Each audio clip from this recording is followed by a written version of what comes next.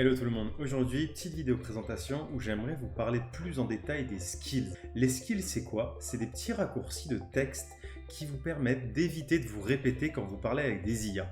Moi ça m'arrive tout le temps, j'en ai marre, je me répète à chaque fois, je lui dis mais non je t'avais déjà dit ça, et qui s'est pas retrouvé à chaque fois à s'énerver avec ChatGPT ou Claude, à lui dire mais non je t'ai déjà dit 50 fois. Ça maintenant c'est terminé, je vais vous expliquer comment les skills fonctionnent et vous allez comprendre leur puissance et à quel point ils vont améliorer votre quotidien en utilisant les IA. Alors, avant de démarrer, il faut bien comprendre que les skills, ce n'est pas une technologie propriétaire, ça n'appartient pas à Codex, à Claude Code, à n'importe quelle IA. En fait, c'est une façon de stocker de l'information texte et de pouvoir la réutiliser. On va utiliser les skills pour une série d'instructions qu'on va éviter de retaper. C'est comme un peu une recette de cuisine. J'ai pas envie à chaque fois de l'écrire. Ce que je vais faire, je vais écrire dans ma skills la recette de cuisine et ensuite je vais pouvoir la rappeler pour l'exécuter à la chaîne. Vous risquez donc de retrouver plein d'informations sur les skills et je vais vous montrer rapidement quelques petites documentations. Là, je suis sur la doc de Claude Code. Il explique qu'on peut étendre Claude avec les skills. Je suis sur la doc de Codex. Ici, pareil, ils expliquent comment on peut structurer les skills. Et en fait, ça devient un nouveau standard. C'est une façon d'organiser ces prompts et selon une hiérarchie, donc de les mettre dans un dossier avec un fichier qui s'appelle skill.md et à l'intérieur, retrouver les skills qu'on utilise. Donc, pour comprendre ça, je vais vous montrer rapidement l'anatomie d'un skill et ensuite on va en créer un, en invoquer un et montrer comment c'est de plus en plus puissant au fur et à mesure où on les développe pour nos usages. Restez bien jusqu'à la fin de la vidéo parce que je vais vous montrer une super skill que j'ai mis en place et qui a changé tout mon business et la façon dont je gérais les choses, car elle me permet de synchroniser des dizaines de sources en même temps. Vraiment, c'est assez dingue. Et ça a permis vraiment l'accélération de mon business et de mes outils en ligne.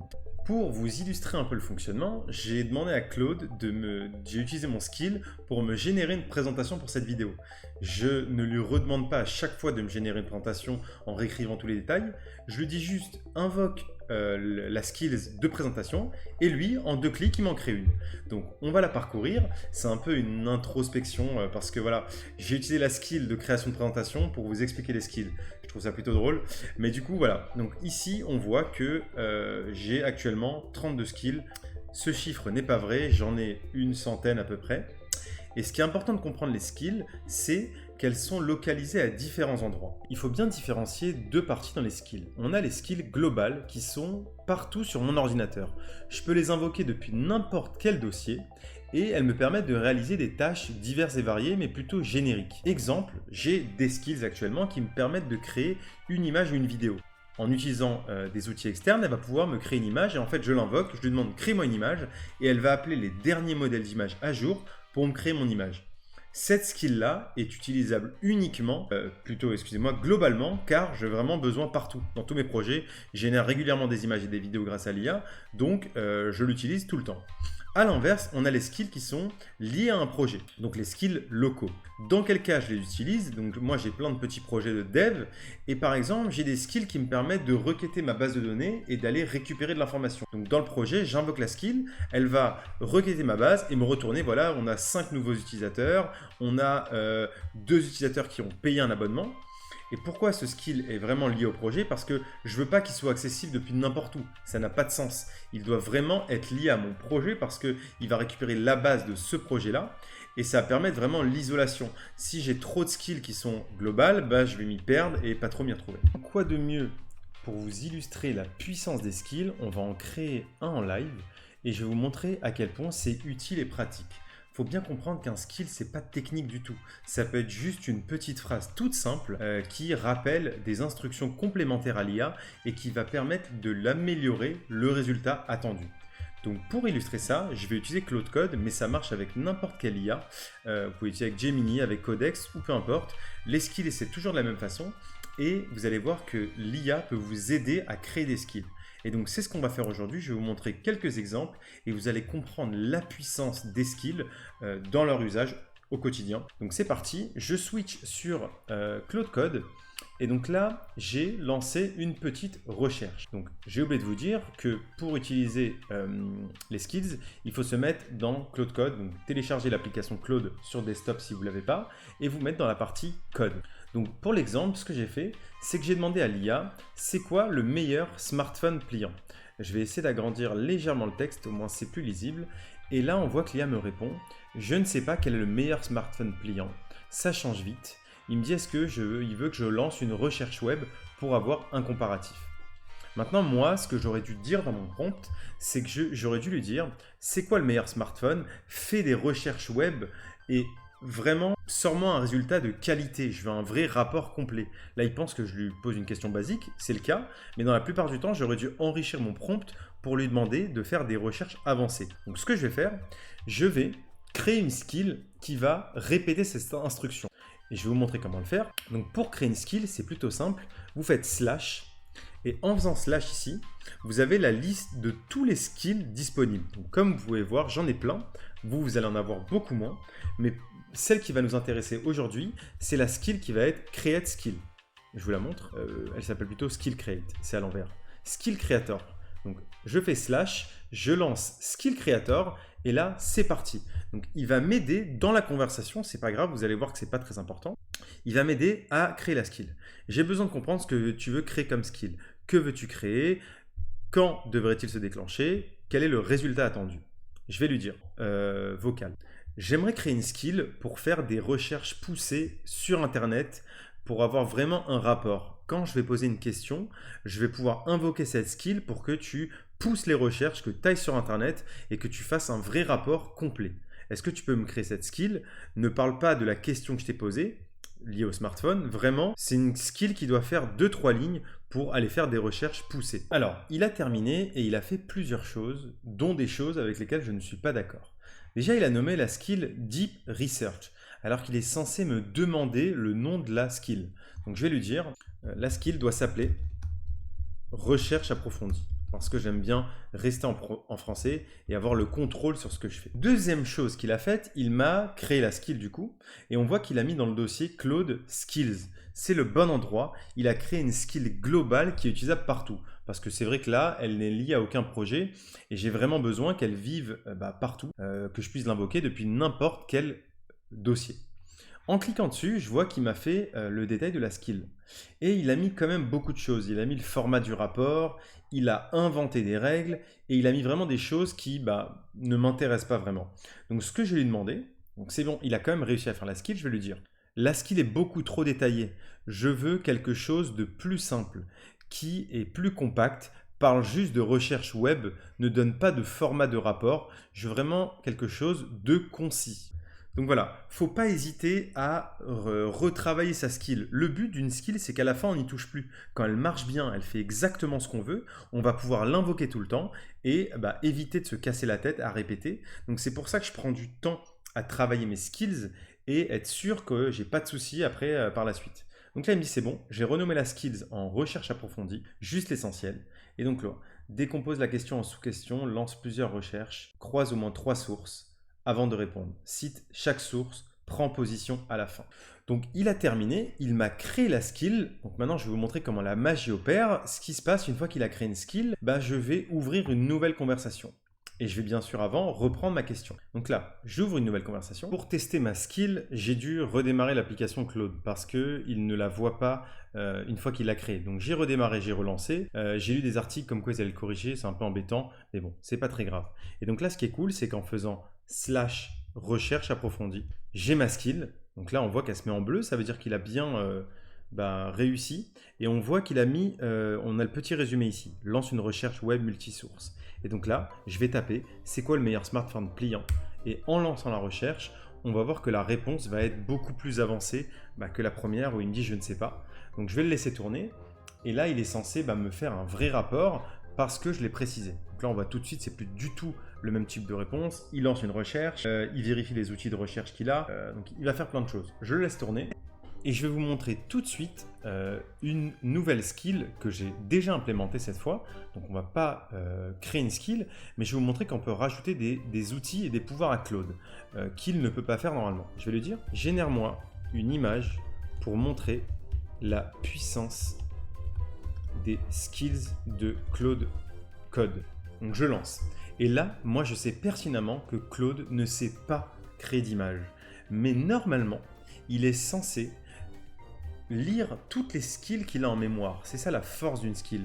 C'est qu'il va se dire, attends, je ne sais pas créer de skill. Par contre, je vois que j'ai une skill qui a l'air de pouvoir créer des images. Et là, on voit dans le récap que c'est ce qu'il a fait. Il a retrouvé en un rien de temps ma skill de création d'images qui s'appelle comme ça, donc Fall Image. J'utilise le provider Fall, donc je vais vous montrer la skill en détail ici. Là, il a terminé et il s'est passé plein de choses incroyables que je vais vous montrer. Donc première chose, il n'a pas trouvé ma clé API, je lui ai indiqué l'endroit où elle était et il a réussi à me créer la photo. Mais ce qu'il a fait, c'est assez dingue. Il a essayé d'utiliser mon compte Fall et il a vu qu'il n'y avait plus de crédit dessus. Et qu'est-ce qu'il a fait? Il a basculé sur une autre clé API qu'il a trouvée pour me générer l'image. Et là, on voit qu'il m'a généré une image. Elle n'est pas dingue, mais elle illustre un peu ce que sont les skills. C'est que voilà, on peut faire des recherches, aller sur Internet, générer des images. Et tout ça grâce à notre code qui contrôle un peu tout. Donc c'est voilà, un peu une idée globale. Mais ce qui est intéressant, c'est pas ça. Ce qui est intéressant, c'est la skill, le détail de la skill que je vais vous montrer rapidement pour que vous vous rendiez compte. Donc comment est-ce qu'on pose une skill? Si on voit son anatomie rapidement, elle a un nom, une description, et est-ce qu'elle est invocable ou non? Alors ce truc-là marche pas vraiment parce que j'avais mis false, mais bon, il arrive à l'invoquer, c'est pas grave. Donc je peux le virer. Et en gros, elle explique. Cette skill-là est pour créer des images. Grâce à ma clé API, je lui explique comment faire un call pour créer des images. Je lui dis quelque chose de très important. N'utilise jamais un modèle en dur. Souvent, Claude a en mémoire un modèle de création et il le réutilise. Sauf qu'entre-temps, 3 mois après, les modèles ont évolué. C'est plus du tout les mêmes. Donc il faut qu'ils se réadaptent. Donc avant ça, il sait qu'il doit récupérer la liste des modèles ici pour avoir les modèles à jour et ensuite il va me créer la photo. Ensuite, il y a quelques informations techniques que je vous passe pour comment créer la photo, le endpoint à appeler pour créer la photo. Et ce qui est intéressant, c'est qu'il y a cette petite ligne-là qui lui dit, en cas d'erreur, bascule sur ma clé OpenAI. En fait, ça, c'est écrit dans la skill. Il l'a fait justement parce qu'il a ce cas de fallback. Et en fait, ce qui est assez dingue avec ce changement-là, c'est que le flow est intelligent. Il arrive rapidement à changer de décision, à changer en cas de problème. En fait, si vous avez utilisé un peu les outils d'automatisation qui sont N8N et Make, où vous mettez des blocs par étape, si je schématise, le premier bloc, ce serait récupérer les modèles disponibles. Le deuxième bloc, ce serait aller créer une image. Et le troisième bloc, ce serait montrer l'image. Mais s'il y a une erreur, vous le voyez dans votre bloc il est tout rouge, il faut intervenir dessus. Là, grâce à la skills et à l'automatisation, l'outil est intelligent. Tout de suite, il rebondit avec juste cette petite ligne-là. Il comprend qu'il doit arriver jusqu'au résultat. Et c'est ce qu'il a fait ici. On voit qu'il m'a créé mon image. Il a vraiment été jusqu'au bout. Ne vous inquiétez pas si vous lancez ça chez vous, c'est important à savoir. C'est que moi, j'ai autorisé toutes les permissions ici sur mon chat parce que je maîtrise un peu l'utilisation de mes skills. Mais vous, de votre côté, si vous l'utilisez, il va vous demander la permission. Est-ce qu'il peut utiliser votre API? Il va générer une photo. Il va le faire beaucoup plus doucement. Là, il a fait tout d'un coup parce que voilà, j'en génère des images tous les jours. Donc, je sais ce que je fais. Donc voilà, là, on a ce qu'on a fait. Petit récap, on a créé une skill qui fait nos recherches avancées. D'ailleurs, on va aller voir ce qu'il nous a fourni. Et là, on voit que la réponse est bien plus intéressante. Il a déjà des résultats à jour en mai 2026. Il a vu qu'il y avait plusieurs modèles. Le Z-Fold, le 10 Pro Fold, le Honor Magic et d'autres marques. Donc, il m'a fait un rapide rapport et surtout, il m'a trouvé des sources. Je peux aller vérifier ça et c'est super important. Donc, juste en lui spécifiant un peu plus de texte, on voit qu'il a fait une meilleure recherche. Donc ça, c'était pour la création de skill qu'on a fait ensemble. Vous avez vu en quelques lignes. Cette skill-là, il l'a stockée dans votre repo global. Vous pouvez lui demander de vous le montrer, il va vous le montrer, mais ce n'est pas le plus important. Ensuite, là, je vous ai montré qu'il arrive en lui demandant génère-moi une image à utiliser une skill de façon intelligente. Et une fois que ça fonctionne, je vais vous montrer une des super skills que j'ai mis en place qui est assez dingue. Je vais vous l'expliquer, vous la détailler et vous allez comprendre vraiment le plein potentiel. On rentre dans la partie avancée un peu de la présentation et là voilà, celle-là elle m'a pris du temps à mettre en place mais j'utilise tous les jours et elle me fait gagner un temps fou, donc c'est assez dingue. Je vous la montre tout de suite et on va l'invoquer pour que vous compreniez comment elle fonctionne.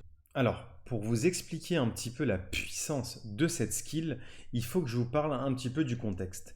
J'ai une boutique en ligne où je vends des produits et sur cette boutique, j'ai beaucoup de métriques. Les données que j'ai le nombre de recherches que j'ai sur Google, c'est-à-dire les mots-clés qui sont tapés pour arriver jusqu'à mon site et ça, je le traque grâce à la Google Search Console.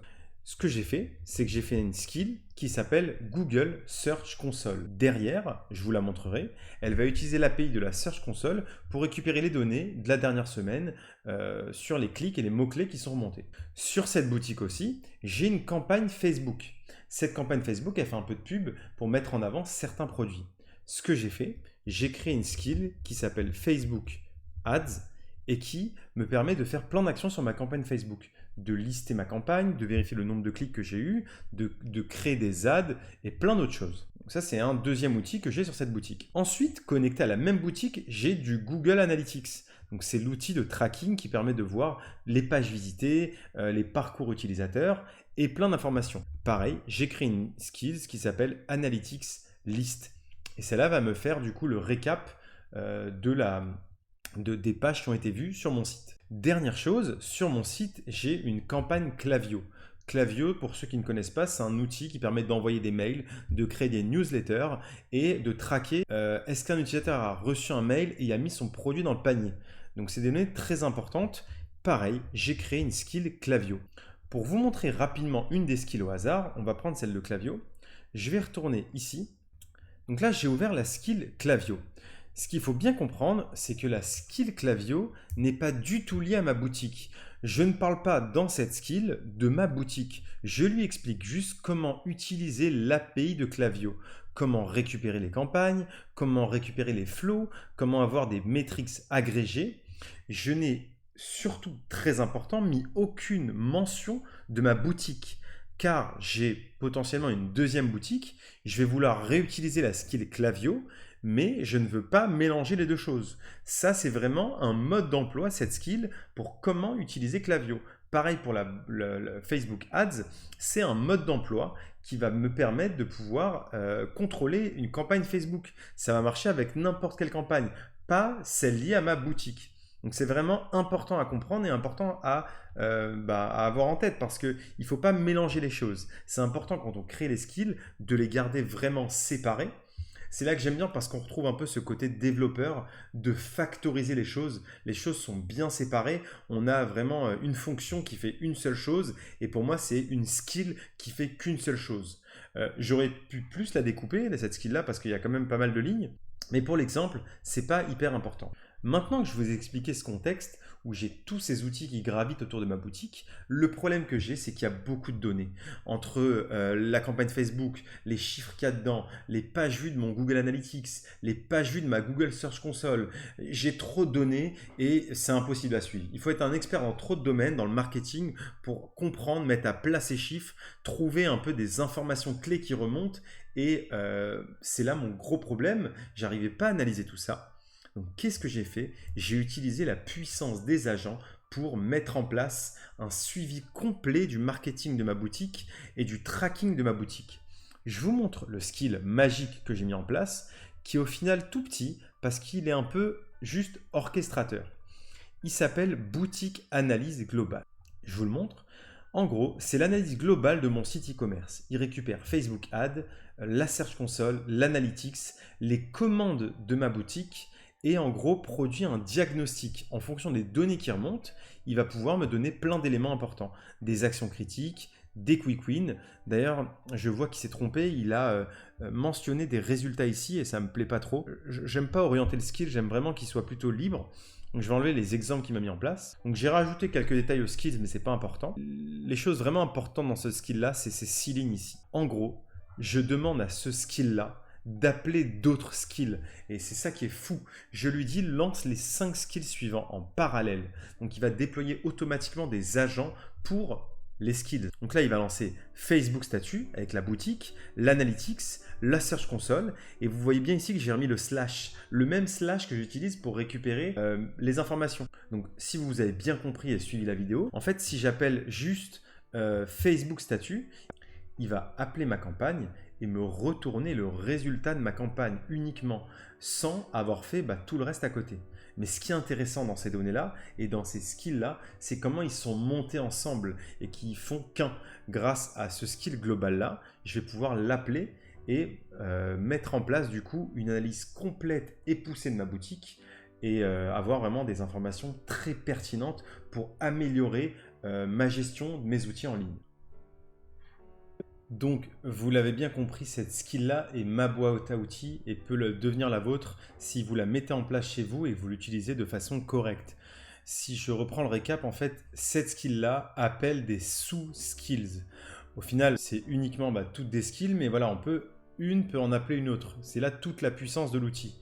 Et une fois que ma skill d'analyse globale appelle toutes ces skills enfants, donc qui sont à l'intérieur, demain, si j'ai une nouvelle métrique ici, je peux le rajouter et la rappeler dans mon skill global. Ça fait que l'IA aura encore plus d'informations pour se nourrir de ça et aura des réponses beaucoup plus pertinentes. Et ce dont je ne vous ai pas parlé, c'est le type de sortie qu'elle m'a fourni justement par rapport à ça. Donc c'est vraiment lié à ma thématique. Donc c'est pour ça que je ne vous montre pas exactement le résultat parce que ça me parle qu'à moi, parce que c'est moi qui ai les données. Mais souvent, elle a remarqué qu'il y avait des pages, beaucoup de pages produits qui étaient vues et qui n'avaient pas de commande après. Donc on a accès justement pour mettre des réductions sur ce produit-là, pour pousser à l'achat. Pareil, on a vu qu'il y avait des soucis de tracking entre une commande que j'avais qui n'était pas remontée sur mon outil Klaviyo de targeting mail. Et donc ça m'a permis justement de l'identifier rapidement et de le corriger. Et au jour le jour, en quoi je l'utilise cette skill-là et pourquoi elle est puissante, c'est qu'elle me permet de faire de la pub sur les produits qui ont beaucoup de vues. Et en gros, rapidement, j'arrive à trouver les produits qui ont beaucoup de vues, les produits où j'ai beaucoup de recherches avec beaucoup de clics et ça ne va pas au bout. Donc ça me permet, pareil, de connecter ma campagne marketing pour targeter beaucoup plus mes campagnes sur ces produits-là. Donc toutes ces actions un peu à plein de niveaux qui permettent d'augmenter un peu le panier moyen et le chiffre d'affaires de la boutique.